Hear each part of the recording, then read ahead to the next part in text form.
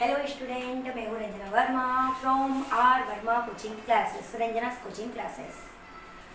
मुझे उम्मीद है कि आप सब लोग बहुत अच्छे होंगे। ठीक, हम लोग आज पढ़ेंगे चैप्टर 8 मैथ्स में, क्लास 10 का चैप्टर 8 और उससे चैप्टर 8 की एक्सरसाइज 8.1 पढ़ेंगे। ठीक है, और इससे पहले वाले पार्ट में हमने 8.1 से रिलेटिव कुछ फार्मूले पढ़े थे। ठीक है, और मैंने फार्मूले लर्न के लिए भी कहा था कि जितने फार्मूले याद करोगे उतनी ही अच्छी से ये एक्सरसाइज होगी, क्योंकि पूरी त्रिकोणमिति फार्मूलों पर आधारित है।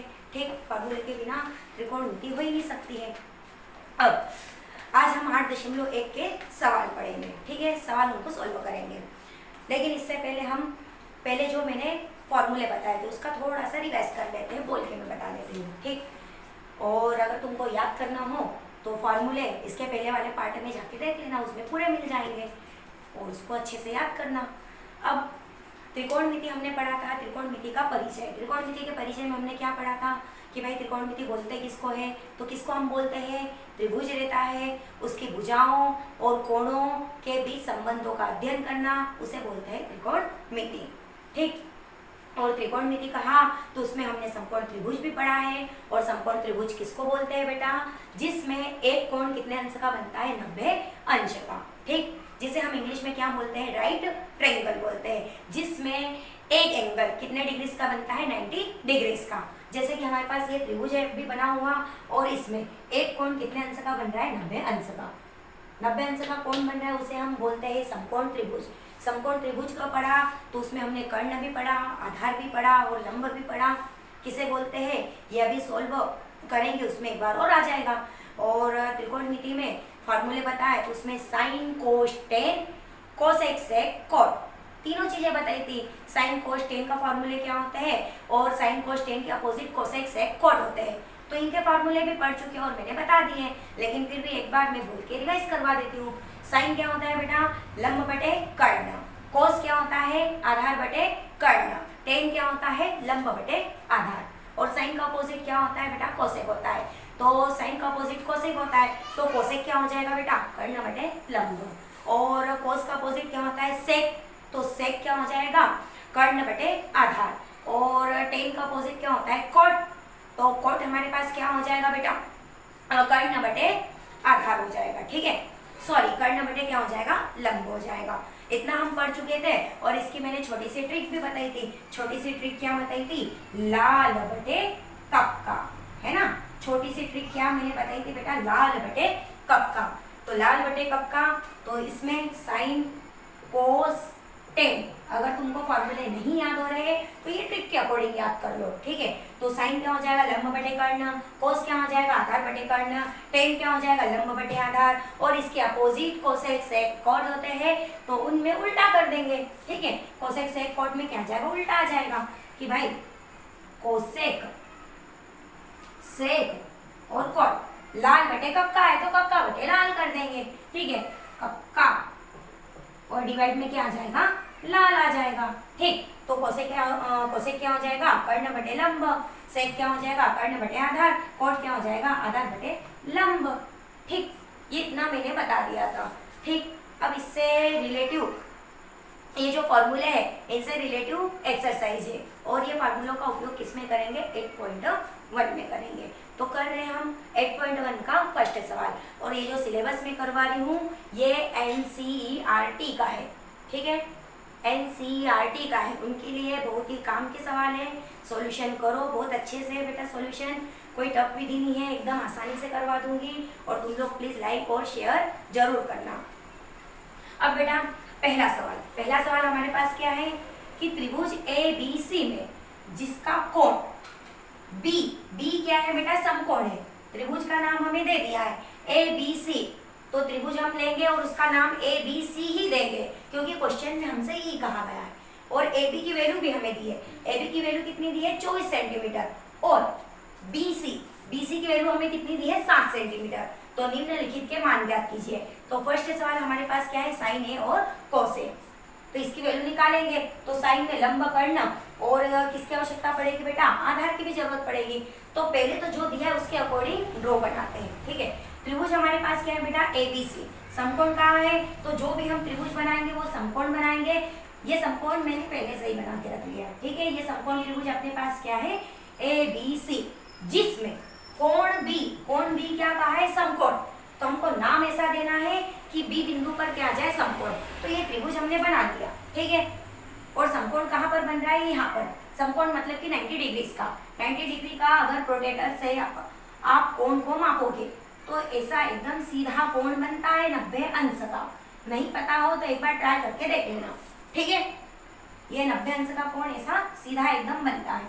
और मैंने त्रिभुज का मुंह इधर कर दिया, तो ये 90 अंश का कोण यहाँ पर बनेगा 90 डिग्री इसका। तो 90 अंश का कोण बोलते हैं, बनता है, उसे बोलते हैं समकोण, ठीक। अब बेटा बिंदु B पर समकोण आना चाहिए। त्रिभुज मैंने बना लिया है, तो अब ABC नाम ऐसे ही देंगे। बिंदु B अपन को बीच में लेना है, क्योंकि बिंदु B पर क्या कहा है, समकोण। और समकोण यहाँ पर बन रहा है, जिसका नाम दे दिया B। अब A और C नाम दे दिया। ये हो गया त्रिभुज ABC, जिसमें कोण B क्या है, 90 अंश। फिर हमें क्या दिया है, AB की वैल्यू कितनी दी है, 24 सेंटीमीटर। फिर उसके बाद में क्वेश्चन में BC की वैल्यू हमें कितनी दी है, 7 सेंटीमीटर।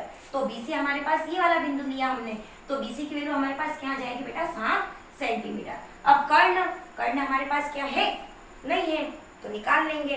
और मैंने समकोण त्रिभुज भी बताया था कि समकोण त्रिभुज में लंब क्या रहता है, कर्ण क्या रहता है, आधार क्या रहता है, अलग से एक बार और मैं बता देती हूँ, ठीक है। ये हमारे पास समकोण त्रिभुज है, ये ABC, तो ये वाली लाइन क्या कहलाएगी, लंब, ठीक है।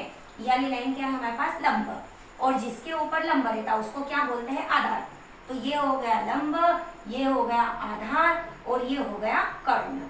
इंग्लिश में बताया है, लंब को क्या बोलते हैं, परपेंडिकुलर, आधार को क्या बोलते हैं, बेस, और कर्ण को क्या बोलते हैं, हाइपोटेनस, ठीक। इतना मैं बता चुकी हूँ। अब आज मैं थोड़ा सा डायरेक्ट बता रही हूँ। अब तो पहले वाले सवाल में किसकी वैल्यू निकालने के लिए कहा है, साइन और कोस। तो इनमें हमें तीनों चीजों की जरूरत पड़ेगी, लंब की भी पड़ेगी, कर्ण की भी पड़ेगी, और आधार की भी आवश्यकता पड़ेगी। हमारे पास लंब भी है, आधार भी है, लेकिन कर्ण है क्या, नहीं है। तो पहले हमको क्या निकालना पड़ेगा, कर्ण निकालना पड़ेगा, ठीक है। समकोण त्रिभुज तो है, अब समकोण त्रिभुज है, कर्ण हमें निकालना है, तो इसमें क्या लगेगा बेटा, पाइथागोरस प्रमेय, जो कि बहुत ही मोस्ट IMP बहुत ही अच्छा टॉपिक्स है। पाइथागोरियन थ्योरम सभी को आना चाहिए। अगर ये नहीं आया तो फिर मैथ्स पढ़ना तुम्हारे लिए कुछ भी नहीं है, क्योंकि ये तो नॉर्मल बात है, ठीक। पाइथागोरस प्रमेय होता क्या है, यहाँ पे थोड़ा सा मैं बता देती हूँ, और इसका पूरा अलग से एक वीडियो बना दूंगी, ठीक। तो साइन कोस टेन, तो अब इसमें हमारे पास लंब है, आधार है, कर्ण हमारे पास दिया नहीं है, तो पहले हम क्या निकालेंगे, इसमें कर्ण निकालेंगे, मतलब किसकी वैल्यू निकालेंगे, AC की, ठीक है। तो यहाँ पर पहले जो दिया है वो लिख लेंगे, सोल्व दिया है, या फिर इंग्लिश में बोल सकते हैं गिवन डेट, ठीक है। क्या हमें दिया बेटा, समकोण त्रिभुज ABC में समकोण कहाँ पर है बेटा, B पर है, तो कोण B बराबर क्या है बेटा, समकोण है, या फिर कितने अंश का है, 90 अंश का। कोण B समकोण बोला, तो समकोण बोल दिया, मतलब उसकी वैल्यू 90 डिग्री आती है, ठीक है। समकोण त्रिभुज ABC में कोण B बराबर कितने अंश दिया है, 90 अंश दिया है। अब हम इसमें क्या लगा देंगे, पाइथागोरस प्रमेय लगा देंगे, ठीक है। पाइथागोरस प्रमेय से, अगर आप इंग्लिश मीडियम के बच्चे हो तो इसमें कुछ भी नहीं ज़्यादा डिफरेंस रहेगा, ठीक है। यहाँ पर गिवन डेट लिखना है, और यहाँ पे इंग्लिश में लिखना है बाय पाइथागोरियन थ्योरम, प्रमेय को थ्योरम बोलते हैं, ठीक है। बाकी पूरे के पूरे वही चलेंगे। अब बेटा इसके आगे पाइथागोरस प्रमेय से तो हमें कर्ण निकालना है, तो इसका फॉर्मूला होता है, ठीक है। फॉर्मूला इसका क्या होता है, मैं यहाँ पर लिख के बता देती हूँ, बाकी एग्जाम में लिखना जरूरी नहीं है, बस वैल्यू पुट करो, सवाल सॉल्व करो, ठीक है। पाइथागोरस प्रमेय क्या रहता है बेटा, कि कर्ण का वर्ग लंब के वर्ग और आधार के वर्ग के योग के क्या होता है, बराबर। समकोण त्रिभुज में पाइथागोरस प्रमेय कहाँ पर लगता है, समकोण त्रिभुज में, और कोई से त्रिभुज में नहीं लगेगा, ठीक है। तो समकोण त्रिभुज में क्या होता है बेटा, कि कर्ण का वर्ग लंब के वर्ग और आधार के वर्ग के योग के बराबर होता है। या फिर एक और डेफिनेशन होती है कि पाइथागोरस प्रमेय में कर्ण का वर्ग अन्य दो भुजाओं के वर्गों के योग के बराबर होता है। और वो भी किसमें, समकोण त्रिभुज में। तो ये कर्ण का वर्ग अन्य दो भुजाओं, अन्य दो भुजाएं अपने पास लंब और आधार है, अन्य दो भुजाओं के वर्गों के योग के क्या होता है, बराबर। इसे बोलते हैं पाइथागोरस प्रमेय। ठीक, अब बेटा यहाँ पर कर्ण, कर्ण हमारे पास क्या है बेटा, AC, तो यहाँ पे लिख लेना AC स्क्वायर, फिर इज इक्वल टू लंब, लंब हमारे पास क्या है बेटा BC, तो ये BC स्क्वायर, फिर प्लस आधार, आधार हमारे पास क्या है AB, तो ये AB स्क्वायर। वैल्यू पुट करो, सवाल सोल्व करो। अब AC तो हमारे पास है ही नहीं, ये हमें निकालना है। BC की वैल्यू हमारे पास कितनी है बेटा, 7 है, तो ये यहाँ पर हम रखेंगे 7 स्क्वायर, प्लस AB की वैल्यू हमारे पास क्या है 24, तो ये 24 स्क्वायर। अब AC square is equal to 7 square, मतलब 7 का आपस में कितने टाइम मल्टीप्लाई है, 2 टाइम है, तो 7 का आपस में 2 टाइम मल्टीप्लाई करेंगे क्या आ जाएगा बेटा, 49 आ जाएगा। तो 49, तो 7 स्क्वायर ये 49, फिर प्लस 24 स्क्वायर, तो 24 स्क्वायर, तो 24 का स्क्वायर क्या होता है बेटा, 576, 576। ठीक, मतलब 24 का आपस में इस तरह से 2 टाइम मल्टीप्लाई करके देखना, तो ये अपना निकल आएगा। अब सॉल्व करेंगे, AC square is equal to 49 और 576 को प्लस करेंगे, 9 और 6 15, कैरी अपनी आ जाएगी 1 और 4 5 और 7 कितने हो जाएंगे 2, कैरी अपने 5 और 7 हो जाएंगे 12 के 2, कैरी कितनी आ जाएगी 1, तो 1 और 5 कितने हो जाएंगे 6, तो अपने पास क्या आ जाएगा बेटा 625, 625। ओके, अब इसके आगे, अब यहाँ पर AC स्क्वायर, अब बेटा 625, 625 किसका वर्ग होता है, 25 का वर्ग होता है, तो यहाँ पर हम लिख सकते हैं इसको 25 स्क्वायर, क्योंकि 25 को आपस में 2 टाइम मल्टीप्लाई करते हैं तो 625 या 625 आता है। ठीक है, अब बेटा यहाँ पे वर्ग से वर्ग क्या हो जाएगा, कट जाएगा, तो AC की वैल्यू हमारे पास क्या निकल आई 25 सेंटीमीटर, सेंटीमीटर में दिया तो सेंटीमीटर लिखेंगे, तो ये AC की वैल्यू हमारे पास क्या आ गई बेटा 25 सेंटीमीटर। अब उसने हमसे पूछा है बेटा साइन ए और कोस ए, हमसे ये चीज नहीं पूछी है, लेकिन साइन में हमें कर्ण की तो जरूरत पड़ेगी, तो इसलिए पहले हमने क्या निकाला, कर्ण। ठीक, तो इसको सॉल्व करेंगे। अब हमें क्या चाहिए बेटा, क्या चाहिए, साइन ए चाहिए और कॉस ए चाहिए, तो साइन ए पहले निकाल लेंगे, कोण ए के अकॉर्डिंग निकालेंगे। ठीक है, ये एंगल ए के अकॉर्डिंग, तो साइन ए की वैल्यू क्या होती है बेटा, लंब बटे कर्ण, पहले मैंने बताया था, तो लंब हमारे पास क्या है बेटा BC और कर्ण हमारे पास क्या है AC। ठीक, तो ये BC और अपन में क्या आ जाएगा बेटा AC। अब साइन A, तो BC की वैल्यू हमारे पास कितनी है 7, तो ये हमने लिख दी 7, और AC की वैल्यू हमारे पास अभी अभी निकली है 25, तो ये लिखेंगे 25, ये हो गया साइन। फिर क्या निकालने के लिए कहा है, कॉस ए निकालने के लिए कहा, तो हम क्या लिखेंगे बेटा cos A is equal to, अब बेटा कोस क्या होता है, आधार बटे कर्ण, तो हम क्या लिखेंगे बेटा आधार बटे कर्ण, तो आधार हमारे पास यहाँ पे क्या है बेटा AB, तो ये हो गया 24। फिर उसके बाद में पहले मैं नाम लिख देती हूँ, कोस क्या होता है बेटा आधार बटे कर्ण, तो आधार हमारे पास क्या है बेटा AB है। हाँ, तो हमने अभी 8.1 का क्वेश्चन नंबर 1 और उसका सवाल नंबर पहला हमने कर लिया। ठीक है, अब इसका सवाल नंबर 2 में हमसे क्या पूछा है, साइन C और कोस C, इसमें भी बिल्कुल वैसे ही निकालना है, बस फर्क कहाँ पर आ जाएगा, जो पहला वाला सवाल था, पहले वाले सवाल में कोण A के अकॉर्डिंग पूछा है और इसमें कौन से कोण के अकॉर्डिंग पूछा है, C के अकॉर्डिंग। ठीक है, तो अब इसके अकॉर्डिंग करेंगे, तो ये वाला सवाल पूरा का पूरा स्टेप वन वैसे जाएगी, बस यहाँ पर थोड़ा सा चेंजेस होगा, तो मैं बता देती हूँ। ठीक,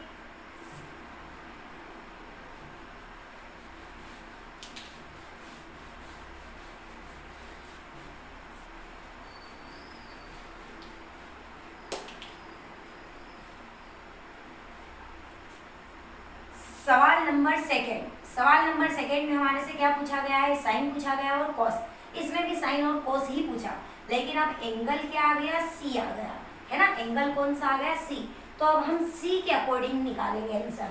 ठीक है, तो साइन सी, ठीक। तो सी के अकॉर्डिंग निकालेंगे बेटा। तो अब थोड़ा सा चेंजेस हो जाएगा। अगर हम ऊपर वाले कोण के अकॉर्डिंग निकालते हैं तो ये वाली चीज क्या हो जाती है बेटा, आधार बन जाती है, ठीक है। भाई समकोण त्रिभुज हमने पढ़ा है, ये लंब रहता है, ये आधार रहता है और ये क्या रहता है, कर्ण। वो भी मैंने जब समझाया था तभी बता दिया था कि एंगल ए के अकॉर्डिंग। अब हमारे पास एंगल कौन सा आ गया, सी आधार, तो इसके अकॉर्डिंग थोड़ा सा चेंज हो जाएगा। लंब की जगह आधार और आधार की जगह लंब आ जाएगा, परपेंडिकुलर की जगह बेस और बेस की जगह परपेंडिकुलर, ठीक है। तो हमारे पास यहाँ पर वैल्यू भी वही की वही है, बस चेंजेस केवल करना है बेटा। ये कर्ण तो कर्ण ही रहेगा, ठीक है, ये हो गया कर्ण। लेकिन ये लंब है तो लंब की जगह ये क्या आ जाएगा बेटा, आधार बन जाएगा, ठीक। और ये जो आधार, तो आधार को हम क्या बता देंगे बेटा, लंब, क्योंकि हम किसके अकॉर्डिंग निकाल रहे हैं, एंगल सी, कोण सी के अकॉर्डिंग निकाल रहे हैं, ठीक। तो इसके अकॉर्डिंग निकालेंगे तो ये वाली चीज आधार बन गई और ये वाली चीज इस पर क्या बन जाएगी, लंब बन जाएगी, ठीक। तो अब बेटा साइन वही होता है लंब बटे कर्ण, परपेंडिकुलर अपन क्या होता है, हाइपोटेनस, ठीक। तो लंब हमारे पास क्या है बेटा, अब अभी मैंने कहा कि लंब कौन बन जाएगा, ए बी बन जाएगा। तो लंब हमारे पास क्या है बेटा, ए बी, और डिवाइड में कर्ण तो वही का वही रहेगा, ठीक है। तो कर्ण हमारे पास क्या है, ए सी। वैल्यू रख दो, sine C is equal to A B की वैल्यू हमारे पास कितनी है, 24, तो ये रखेंगे 24। और ए सी की वैल्यू हमारे पास कितनी है, 25, तो ये रखेंगे 25। ये हो गया साइन की वैल्यू, ठीक। अब अगली चीज हमसे क्या पूछा गया बेटा, कोस सी पूछा है, तो इसमें भी वही का वही चलेगा। कोस क्या होता है, आधार बटे कर्ण, लेकिन आधार अब क्या बन जाएगा, बी सी, ठीक। तो यहाँ पे लिख लेना कि कोस सी इज इक्वल टू आधार बटे कर्ण। तो अब इसका आधार क्या बन गया, बी सी, क्योंकि हम एंगल ये वाला ले रहे हैं, इसकी आसन्न भुजा ये वाली है, ठीक है। तो इसका आधार ये वाला हो जाएगा, संलग्न भुजा उसकी आधार हो जाती है, ठीक है। तो अपने पास आधार क्या है बेटा, बी सी, और आधार अपन कर्ण होता है, तो कर्ण हमारे पास क्या है बेटा, ए सी, ठीक। तो कोस सी वैल्यू पुट कर दो, बी सी की वैल्यू हमारे पास क्या है बेटा, 7 है, तो ये रख देंगे 7। और ए सी की वैल्यू हमारे पास क्या है, 25, तो ये रख दिया 25, ये निकल आए। अब आंसर लिख दो, अतः, या फिर इंग्लिश में बोल सकते हैं देयरफॉर साइन सी की वैल्यू हमारे पास क्या निकली है, 24/25, एंड कोस सी की वैल्यू हमारे पास क्या निकली है, 7/25, और ये हो गया आंसर। सवाल कभी भी करे जाते हैं तो सिस्टोमेटिक करो सॉल्व, और लास्ट में जो आंसर निकल रहा है उसको लास्ट में लिखना जरूरी रहता, और फिर लिखते हैं आंसर। अगर फुल मार्क चाहिए तो सिस्टोमेटिक सवाल करने चाहिए, अदरवाइज कैसे भी कर सकते हो, लेकिन सवाल सॉल्व कर रहे हैं तो उसको सिस्टोमेटिक ही करना चाहिए। एग्जाम में ये बात ध्यान रखना चाहिए, और जितनी फिनिशिंग के साथ करते हैं एग्जाम में उतने अच्छे मार्क मिलते हैं, ठीक है।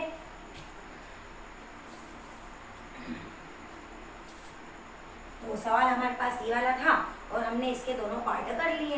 8.1 के दोनों पार्ट हमारे हो चुके हैं। 8.1 के सवाल नंबर 1 और सवाल नंबर 1 के 2 पार्ट पूछे, 2 चीजें पूछिए, तो दोनों सवाल सॉल्व हमारे हो चुके हैं, ठीक।